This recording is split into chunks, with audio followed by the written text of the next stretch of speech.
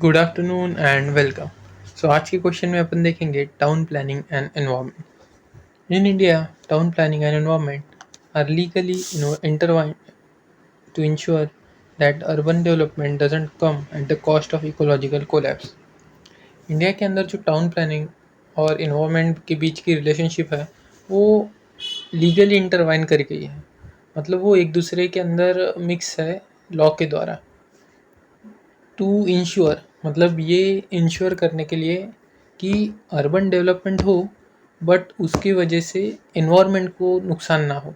मतलब एनवायरनमेंट को नुकसान करके अगर कोई अर्बन डेवलपमेंट कर रहा तो वो किसी काम की चीज़ नहीं। As sites expand the law mandates a sustainable development approach shifting from mere construction to green planning. मतलब जैसे सिटीज़ एक्सपांड हो रही तो लॉ ये मैंडेटरी कर रहा कि सस्टेनेबल डेवलपमेंट अप्रोच सभी कंस्ट्रक्टर लोगों ने या फिर कॉन्ट्रैक्टर लोगों ने अपनाना चाहिए। मतलब कंस्ट्रक्शन करना सिर्फ एम नहीं होना चाहिए बल्कि ग्रीन प्लानिंग करना उनका एम होना चाहिए कि कंस्ट्रक्शन के साथ साथ अपन एनवायरनमेंट को कैसे प्रोटेक्ट करें या फिर कैसे और ये एनवायरनमेंट के लिए कुछ अच्छा करें, ऐसा उन्होंने सोचना चाहिए। The legal backbone for this integration is found in the 74th Constitutional Amendment Act, which empowered urban local bodies to plan for economic development and social justice, including environmental conservation. तो यह इंटीग्रेशन जो था कि green planning का या फिर town planning और environment के बीच का रिलेशन का, वो 74th कॉन्स्टिट्यूशनल अमेंडमेंट एक्ट द्वारा एम्पावर्ड करा गया अर्बन लोकल बॉडीज़ द्वारा, ताकि वो प्लान कर पाए economic development and social justice. उसके अंदर इन्वायरमेंटल कंजर्वेशन भी इंक्लूड था। The statutory framework town planning isn't about just about zoning. It is governed by hierarchy of environmental and municipal law. मतलब अगर किसी को टाउन प्लानिंग करनी है तो वो सिर्फ एक जोनिंग मतलब एक प्रोसीजर रहती, वो एक प्रोसीजर तो है ही बट उसके साथ साथ इन्वायरमेंटल एंड म्यूनसिपल लॉज को भी फॉलो करना पड़ता। सबसे पहले आता है environment protection act 1986, the umbrella legislation. It allows the central government to restrict the areas for industrial और developmental activities based on environmental safety. मतलब ये जो एक्ट था एनवायरनमेंट प्रोटेक्शन एक्ट, ये एक अम्ब्रेला लेजिस्लेशन है।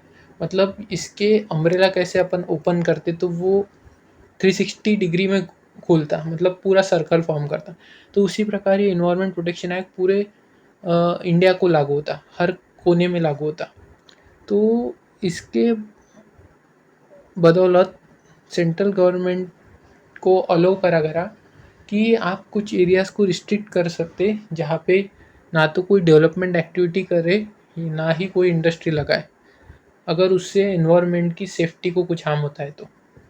Environmental impact assessment notification 2006, this is the most crucial tool for town planning. मतलब ये अपन ने इस पर सेपरेट क्वेश्चन देखा है पीछे, तो ये एक मोस्ट इम्पॉर्टेंट टूल था अगर किसी को टाउन प्लानिंग करनी है तो। Large scale construction projects, townships, malls हो गए, उसके बाद कॉम्प्लेक्सेस हो गए, above certain square footage must obtain environmental clearance before a single brick is laid. मतलब अगर कोई बहुत बड़ा कंस्ट्रक्शन करना हो, मतलब बहुत बड़ा प्रोजेक्ट हो, मॉल बनाना हो या फिर कोई कॉम्प्लेक्स खड़ा करना हो जो हज़ारों स्क्वायर फीट तक फैलने वाला है, तो उस कंडीशन में उन्होंने जो है इन्वायरमेंटल इम्पैक्ट असेसमेंट कमिटी है, अथॉरिटी है, उनसे क्लियरेंस ले लेना, मतलब उनकी परमिशन होना। आप उधर उनकी परमिशन के बिना एक ईंट भी नहीं रख सकते। सो सिंपल है कि ये ईआईए जो रहती ना, ये असेसमेंट का काम करती कि अगर कोई प्रोजेक्ट आ रहा तो सबसे पहले ये प्रोएक्टिव काम करती कि वो प्रोजेक्ट बनने से पहले ही चेक कर लेती कि इससे इन्वायरमेंट पे क्या इम्पैक्ट पड़ेगा। तो ये काम रहता ईआईए ऑथोरिटीज़ का। State specific town planning act laws like Maharashtra Regional and Town Planning MITP Act or Delhi Development Act govern land use maps. These must align with national environmental norms. मतलब state specific town planning act रहते हैं, मतलब हर एक state के अपने अपने। जैसे Maharashtra regional and town planning act है महाराष्ट्र का, दिल्ली डेवलपमेंट एक्ट है दिल्ली का। तो ये उनके लैंड के यूज़ को गवर्न करते, ये पर्टिकुलर स्टेट स्पेसिफिक एक्ट। और ये अलाइन करते कि नेशनल एनवायरनमेंट की जो नॉर्म्स है, मतलब जो एनवायरमेंटल प्रोटेक्शन एक्ट है वो सबको लागू है, वो स्टेट स्पेसिफिक एक्ट नहीं है, वो नेशनल मतलब कंट्री को लागू है पूरा वो act. Key pillars of eco sensitive planning. Modern Indian law focuses on four major environmental constraints that every town planner must respect. तो जो अभी मॉडर्न इंडियन लॉ है वो फोकस करते चार मेजर इन्वायरमेंटल कंस्टेंट्स पे जो सभी टाउन प्लानर को रिस्पेक्ट करने पड़ते। तो सबसे पहले आता waste management, the 2016 rules. Then आता ब्लू ग्रीन इंफ्रास्ट्रक्चर। उसके बाद आता heat island and air quality. तो ये तीन आते हैं और चौथा इन्होंने रोल ऑफ जुडिशियरी बोला है। So waste management 2016 rules. Municipalities are legally bound by the Solid Waste Management Rules 2016. A town plan is considered legally deficient if it doesn't provide designated areas for waste segregation and composting, scientific landfills away from rivers and residential zones, e-waste and plastic waste collection centers. तो municipality जो है हर एक state की या फिर district की बोल लो, वो उन पे ये बंधन है कि उन्होंने सॉलिड वेस्ट मैनेजमेंट रूल्स 2016 को फॉलो करना। और अगर कोई टाउन प्लान मतलब कोई भी पर्सन, उसको परमिशन तो मिल गई लेकिन वो डिफिशिएंट है ये सभी रूल्स को फॉलो करने में, मतलब वो वेस्ट मैनेजमेंट प्रॉपरली नहीं कर रहा, जो भी साइड पे उसका कचरा जमा हो रहा, ना उसने सेग्रीगेशन करा वेस्ट का, मतलब गीला कचरा सूखा कचरा अलग नहीं करके रखा, या फिर उसने कंपोस्टिंग नहीं कर रहा वो। उसके बाद उन्होंने वो जो कचरा ज़मीन के अंदर लैंडफिल्स बना के डालते, गड्ढे बना के, वो प्रॉपरली नहीं डाले, मतलब उन्होंने रेसिडेंशियल जोन के पास डाले या किसी नदी के पास डाले, ऐसा नहीं चलता। उन्होंने ई वेस्ट या प्लास्टिक वेस्ट का कलेक्शन सेंटर नहीं बनाया, तो इस कंडीशन में वो लायबल रहेंगे। Blue green infrastructure. Blue water, blue मतलब वाटर एंड ग्रीन मतलब forest. Planners must protect wetlands and water bodies. As per the Wetland Conservation and Management Rules 2017, encroaching on a lake bed for housing colony is a direct violation of public trust doctrine. मतलब अगर कोई town planning कर रहा तो उन्होंने जो wetland है और जो वाटर बॉडीज़ है उनको प्रोटेक्ट करना सबसे पहली जिम्मेदारी उनकी। अगर कोई लेक के किनारे पे कोई हाउसिंग कॉलोनी बना रहा तो ये डायरेक्ट वॉयलेशन कर रहा पब्लिक ट्रस्ट डॉक्ट्रिन का। तो पब्लिक ट्रस्ट डॉक्ट्रिन ये बोलती थी कि स्टेट की ये जिम्मेदारी बनती कि वो एक ट्रस्टी की तरह एक्ट करे और जो भी नेचुरल रिजर्वर्स है उस स्टेट के अंदर के वो उनका प्रोटेक्शन करे एंड बेनिफिशियरी के लिए वो इजीली एक्सेसिबल रखे। तो इस कंडीशन में क्या हो रहा कि स्टेट ने वो एक प्लानर को भेज दिया, ऐसा हो रहा। तो इसीलिए इसको बोला है violation of public trust doctrine. State ऐसा नहीं कर सकता क्योंकि वो बेनिफिशियरी के लिए है, बेनिफिशियरी इधर पब्लिक है। Green forest. The forest conservation act and various high courts ruling like Godavarman case prevent diversion of status forest or parks for urban utility without heavy compensatory afforestation। मतलब जब कोई टाउन प्लानिंग कर रहा तो उसने forest conservation act and जो various high court के जो जजमेंट्स थे उसको भी ध्यान में रखना है, जैसे कि डाइवर्जन ऑफ स्टेटस फॉरेस्ट और पार्क्स। हाँ, मतलब बहुत बार क्या करते थे लोग, जिधर फॉरेस्ट थे या फिर कोई पार्क था उसको डिस्ट्रॉय करके उधर ये उनका प्रोजेक्ट बनाते थे, जैसे ये डालना, मॉल डालते थे या फिर कोई कॉम्प्लेक्स खड़ा करते थे, तो वो उससे डिफॉरेस्टेशन बहुत पैमाने पे होता था। इसीलिए ये प्रिवेंट कर दिया हाई कोर्ट ने कि आप ऐसा नहीं कर सकते। उसका आपको, हाँ, अगर ऐसा आपको करना है तो आपको उससे भी ज़्यादा, मतलब एक पर्टिकुलर एरिया था उसके अंदर कुछ हज़ार पेड़ थे तो आपको उससे हज़ार पेड़ से ज़्यादा दूसरी जगह लगाने पड़ेंगे, ऐसा कंपेंसेट करना पड़ेगा और बाकी फ़ाइन वगैरह तो भरना पड़ेगा वो अलग। Then heat island and air quality. With Indian cities facing severe smog, the National Clean Air Program influences planning. Laws not Sorry, laws now encourage green belts and transit oriented development। मतलब जो Indian cities है वो national clean air programme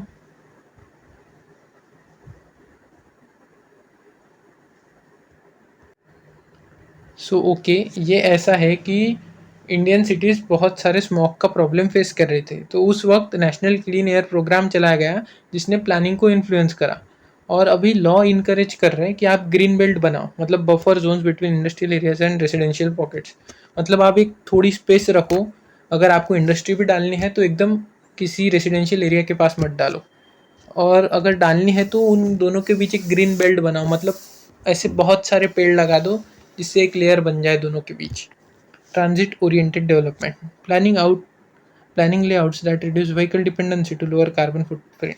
हाँ, आप ऐसे layout बनाओ, ऐसे plan करो कि जिधर कम से कम व्हीकल का यूज़ हो और ज़्यादा से ज़्यादा ये मतलब इन्वायरमेंट प्रोटेक्ट करने में हेल्प हो, ताकि कार्बन जो जनरेट होता है व्हीकल से वो कम हो जाएगा अगर लोग व्हीकल रिड्यूस कर देंगे यूज़ करना तो। Role of judiciary, national green tribunal act as the watch dog for town planning. It has frequently stepped in to stop construction on food plains.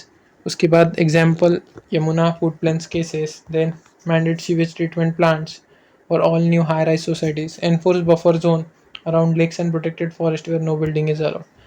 तो नेशनल ग्रीन ट्रिब्यूनल पे अपन देखने वाले question, तो वो एक एक्ट करता है वॉचडॉग जैसा अगर कोई टाउन प्लानिंग कर रहा तो बहुत बार एनजीटी ने ऐसे कंस्ट्रक्शन रोके हैं जो फ्लड प्लेन पे थे, मतलब जिधर फ्लड आने होने की संभावना ज़्यादा थी। और उन्होंने बहुत से टाउन प्लानर्स को मैंडेटरी कर दिया कि आप सीवेज ट्रीटमेंट प्लांट बनाओ, और इसी के साथ उन्होंने बफर जोन जो रहते लेक के आजू बाजू उनको इन्फोर्स करा, एंड जो प्रोटेक्टेड फॉरेस्ट थे उधर कोई भी बिल्डिंग का कंस्ट्रक्शन अलाउ नहीं करा। Challenges, planning versus reality. While the law is robust, India faces a plan reality gap. Informal settlements, slums, and regularization of illegal colonies often bypass environmental norms.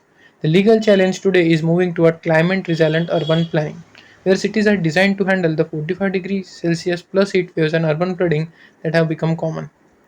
मतलब भले ही law बहुत है, लेकिन India actually एक plan reality gap face कर रही।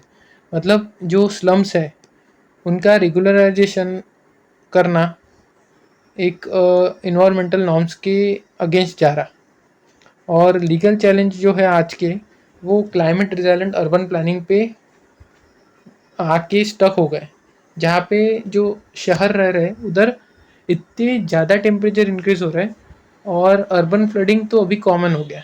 तो ऐसा इनका बोलना है। In India, the precautionary principle applies to town planning. This means if a proposed township might cause irreversible environmental damage, the lack of scientific certainty cannot be used as a reason to waive environmental safeguard. मतलब India के अंदर जो precautionary principal apply होता है, इस पे अपन ने video देखा, ये टाउन प्लानिंग को भी अप्लाई होता। मतलब अगर कोई टाउनशिप बनाना चाह रहा तो उसने ऐसा इरिवर्सिबल इन्वायरमेंटल डैमेज कॉज नहीं करना जिससे जो फ्यूचर वाले लोगों की ये नीड्स पूरी ना की जा सके। और lack of scientific certainty cannot be use as a reason to have environmental safeguard.